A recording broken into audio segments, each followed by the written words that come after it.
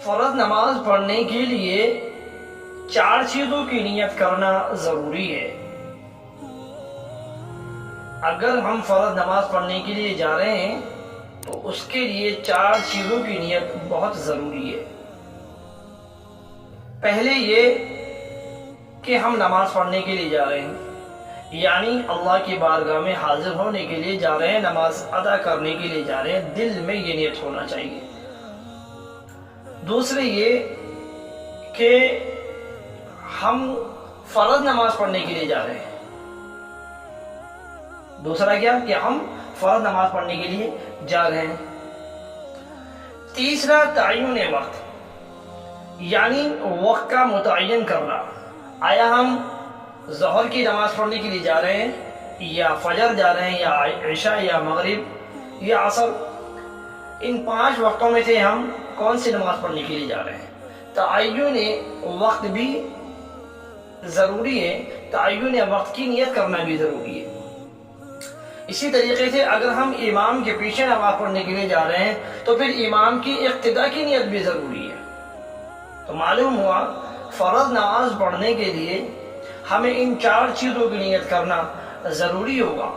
اگر ان 4 چیزوں میں سے ایک نیت کا بھی خیال دل سے نکل گیا یا نہیں آیا یا ہم نے نیت نہیں کری تو نماز فاسد ہو جائے گی۔ معلوم ہوا یہ 4 چیزیں اہم ہیں نماز کی ادائیگی کے لیے۔ جس طریقے سے فرض نماز کے لیے یہ ضروری ہے، اسی طریقے سے ادائے واجبات کے اندر بھی یہ ضروری ہے، کیونکہ واجبات جو ہے وہ فرض نماز کے برابر ہے۔ جیسے فرض نماز کے لیے یہ ساری چیزیں ضروری ہیں، اسی طریقے سے عبادت واجبات کے لیے بھی یہ ضروری ہے۔ ہاں البتہ سنت و نوافل کے لیے فقط نماز کی نیت کرنا ہی کافی ہو جائے گا، چاہے وہ سنت مؤکدہ ہو یا سنت غیر مؤکدہ ہو، یہ دونوں برابر ہیں، ان دونوں کا حکم برابر ہے۔ البتہ یہ دونوں فقط نماز ہی کی نیت کر لے تو نماز یہ ادا ہو جائے گی۔ اسی طریقے سے اگر ایک عبادت کے اندر ہم دوسری عبادت کی نیت کرتے ہیں تو کیا یہ نیت بھی قابل قبول اور معتبر ہو جائے گی؟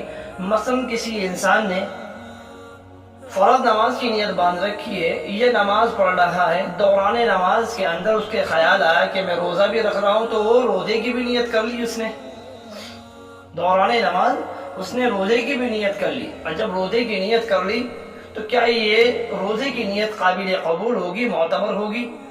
تو ہاں، اگر اس طریقے سے کوئی آدمی نیت کر رہا ہے تو یہ نیت قابل قبول ہوگی، معتبر ہوگی، اور اس کی نماز بھی فاسد نہیں ہوگی۔ تو لہذا فرض نماز کے اندر ان 4 چیزوں کا جاننا بہت ضروری ہے، اس کا خیال رکھیں اور اس پر عمل کریں۔